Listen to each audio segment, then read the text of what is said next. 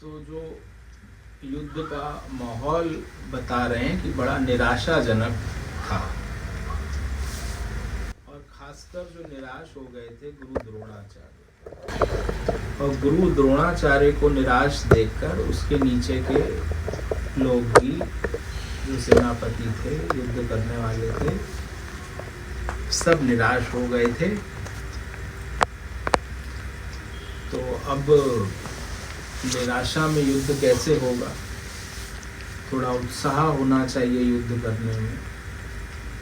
तो हुआ क्या, जैसा कि भगवान वेद व्यास ने लिखा है कि उस समय कौरवों में वृद्ध प्रतापी पितामह भीष्म दुर्योधन के हृदय में हर्ष उत्पन्न करते हुए और अपनी सेना को उत्साहित करते हुए उच्च स्वर में गरज कर शंख ध्वनि। पहले तो दुर्योधन घबराया हुआ था, तो घबराहट में का एक लक्षण ये भी है, घबराहट के तो बहुत सारे लक्षण हैं, एक लक्षण ये भी है कि आदमी ज़्यादा बोलने लगता है घबराहट में। तो उसी तरह वो ज़्यादा बोल रहा था दुर्योधन। दुर्योधन की घबराहट देखकर और वैसे भी पांडवों की सेना देखकर कौरवों के पक्ष से सारे सेनापति निराश हो गए थे। अब निराशा में युद्ध कैसे हो? अब इनके प्रमुख सेनापति थे भीष्म पितामह। तो भीष्म पितामह ने बड़ी कस के शंख ध्वनि करी उच्च स्वर में गरज कर। ये इस बात का संकेत था कि अब युद्ध प्रारंभ होने वाला है। उस वक्त की ये व्यवस्था रही होगी। तो ये बोला। और जैसे ही भीष्म पितामह का शंख बजा तो उसके पश्चात शंख, नगाड़े, ढोल, श्रृंगी आदि वाद्य एक साथ ही बज उठे।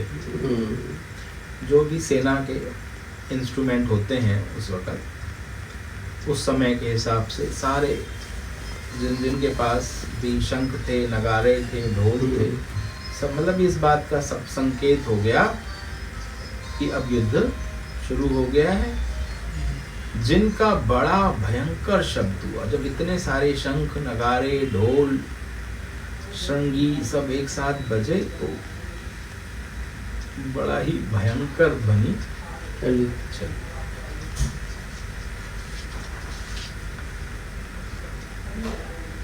अब जब वहां से युद्ध का आह्वान हो गया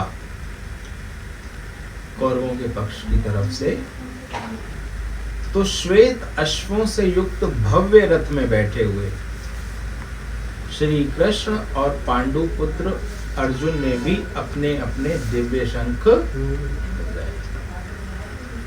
भाई साधारण व्यक्ति तो थे नहीं, तो इनके अस्त्र शस्त्र भी दिव्य थे।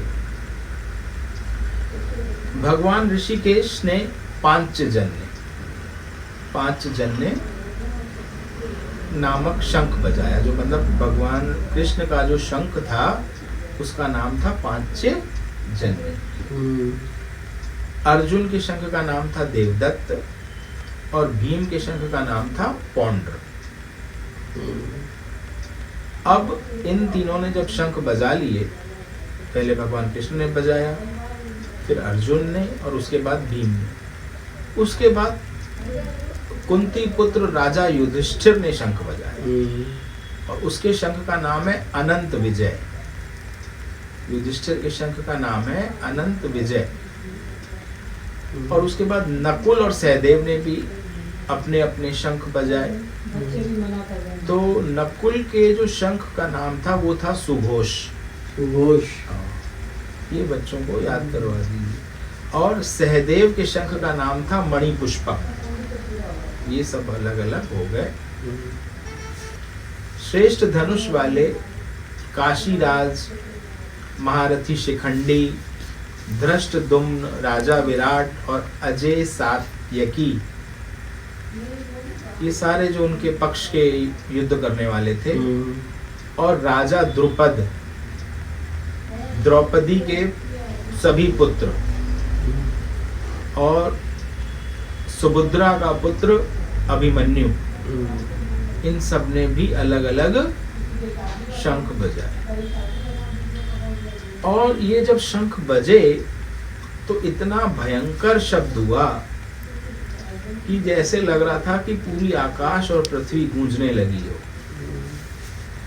और ये ध्वनि धृतराष्ट्र ने भी सुनी, ये है क्योंकि उसको लाइव टेलीकास्ट हो रहा था। तो अब क्या हुआ, ये सुनने के बाद उनका हृदय विदीर्ण हो गया, मतलब वो बहुत ही ज्यादा विचलित हो गए, घबरा गए। युधिष्ठिर धृतराष्ट्र को ये सब अच्छा नहीं लगा, ये सब जो हुआ।